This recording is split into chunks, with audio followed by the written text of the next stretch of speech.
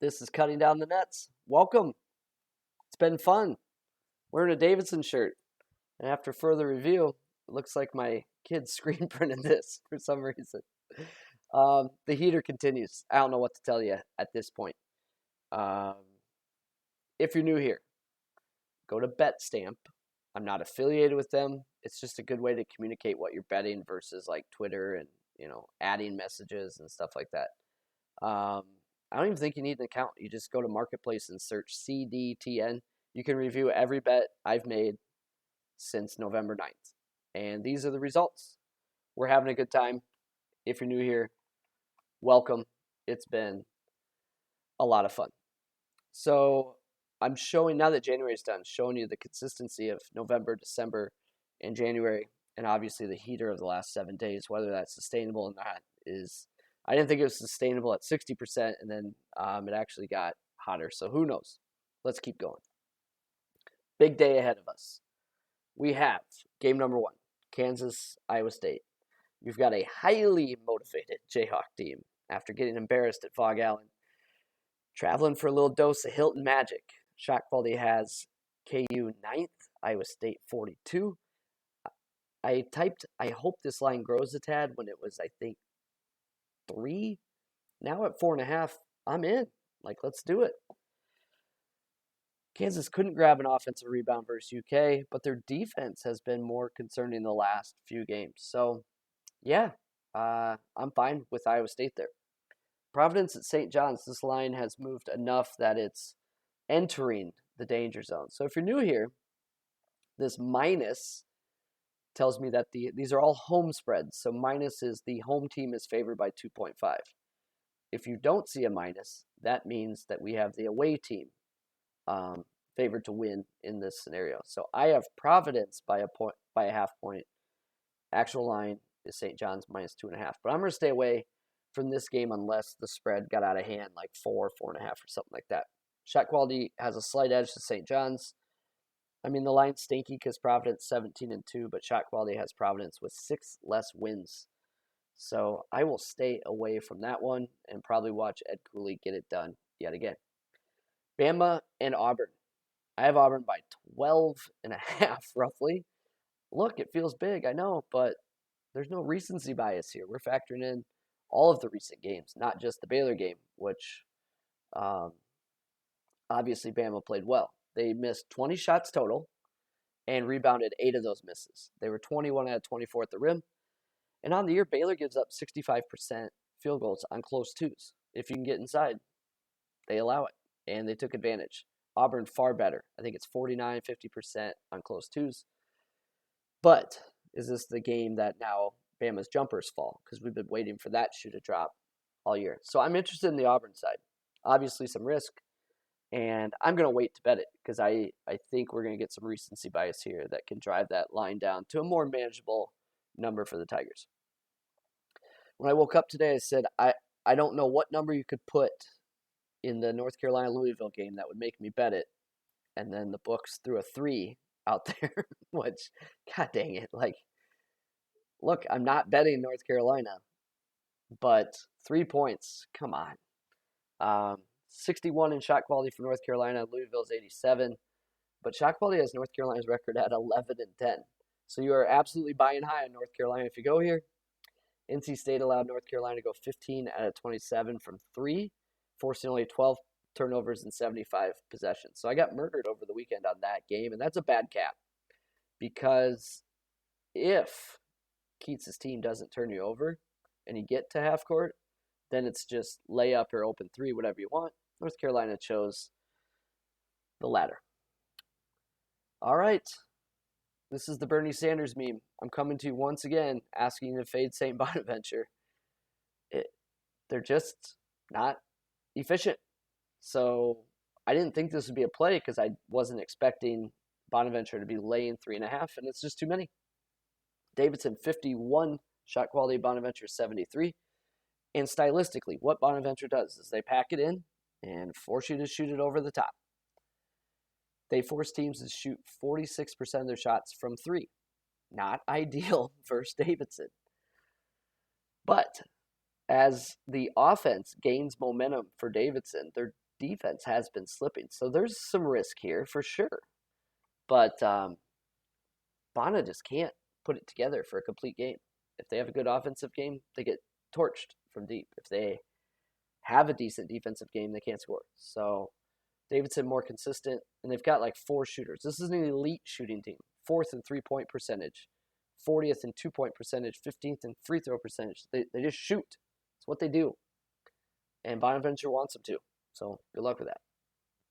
Creighton, are you buying high on Davidson? Yes, you are. I want to make that very clear. They have a gaudy record, and this line stinky, feels like a trap. Understand all of that. I get it. Done this a long time. I'm just saying, stylistically, this matches up for me to make that bet. Creighton at UConn. Buy low opportunity on Creighton if you can hold your nose. No one wants to bet on Creighton right now. They look lost. It's been rough. They're 44th in shot quality. UConn's 11th. So I think this number grows. Definitely double digits is in play, which I think we're going to need everything here because there's concerns all over the board. Turnovers, rebounds. But when you put together their offensive and defensive efficiencies, I have this closer to a 2-possession game, and we could get 3, maybe 4 possessions. I mean, that's wish list at that point, but who knows? Seton Hall, Georgetown. Georgetown's off 8 straight losses. Seton Hall looks broken. Something's got to give.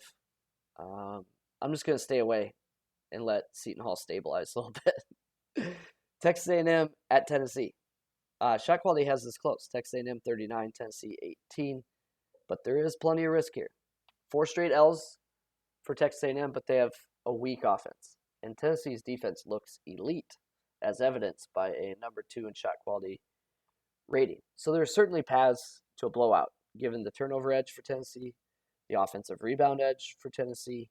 It just feels like one of those games where Texas A&M doesn't have a field goal for, I don't know, like 8 minutes. They put that stupid clock up as you're watching the game just to crack you a little more. So I'm making a compelling case to not bet on the A&M side. Well, I'm not showing much value for one. But, man, 11.5 points in what could be a slower game. And Texas A&M is capable.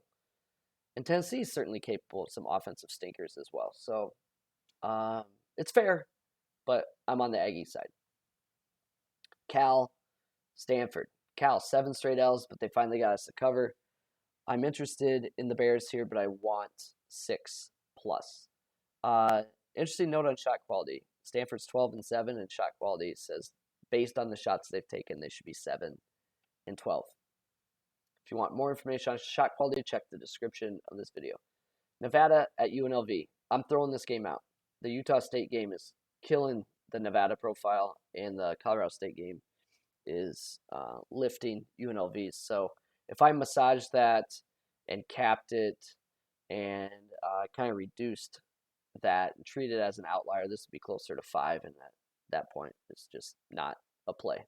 So moving on.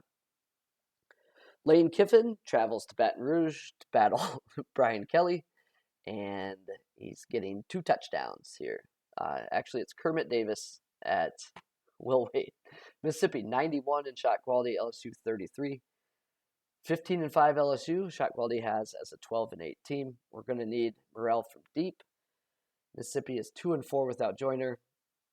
Just give us one more LSU fade. 14.5 is a lot of points. Just need to hit some open shots. No one's been able to do it against LSU. Come on, Matt. Give us like 4 or 5 triples. That would really help out. Next game, Kent State at Miami of Ohio. Kent State's a decent team. 150 shot quality. Miami of Ohio, pretty even. Kent State, overall, well-rounded, cannot shoot. 28% three-pointers on the year, which is really hard to do. But enter Miami of Ohio, allowing 39.3%. That's kind of my tiebreaker in this matchup, hoping for a little positive regression for Kent State, who looks like they can do everything but shoot. Richmond Duquesne, I'm going to sit that out. Shot quality, too far away and less than a possession of value. All right. I did cap that Bowling Green Central Michigan. Turned out to be a moot point. Last game is Fresno State, San Jose State. I don't like the spot for Fresno. This feels like the breather, like there's all those good teams in that conference, and this feels like oh, good. We got the road game at San Jose State. Get healthy, get by. Just feels like a sleepwalking spot there, and it's a giant number on the road. No thanks. So that brings us to my pool and some advice. Do your own research, not financial advice. I like Iowa State plus 4.5. Could the line grow? It could. KenPom has it at like 1 or 2. So, I mean, it's possible, but that feels like top to me. Davidson plus 3.5. KenPom has Bonaventure -1. So getting 3.5 there feels like good value there. Auburn -7. After the dismantling of Baylor, I feel like this line comes down. I'm hoping so. Could be wrong. If it goes up and it goes up too much, I can just sit it out. That's the beauty of betting. Creighton plus 9.5. I don't see a scenario where this doesn't go up. People have got to be getting tired of Creighton. Cal plus 5.5. KenPom has Stanford at 6. So I think we can squeeze a little bit more out of that. Texas A&M, Tennessee.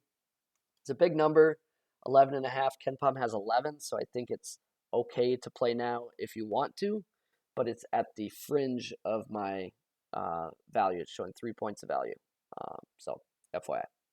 And then Ole Miss getting 2 touchdowns at LSU. KenPom actually has that at 16. So it's been popular to fade LSU, so I don't know if it gets up there. And 14.5 feels good, but it's worth monitoring. Helps to have access to multiple books. Kent State +2. KenPom numbers 2. So I don't know what to tell you there on if that will move or not. If you follow this show, the orange hit a lot. I'm just choosing to sit the orange games out. I typically bet the green ones right away, and then the yellow ones I'm watching. And if I see some leading indicators scare me away, meaning like, ooh, it feels like that line is on the move, then I'll make a decision. So this is Cutting Down the Nets. I hope the streak continues. It's been a lot of fun. Thanks for tuning in.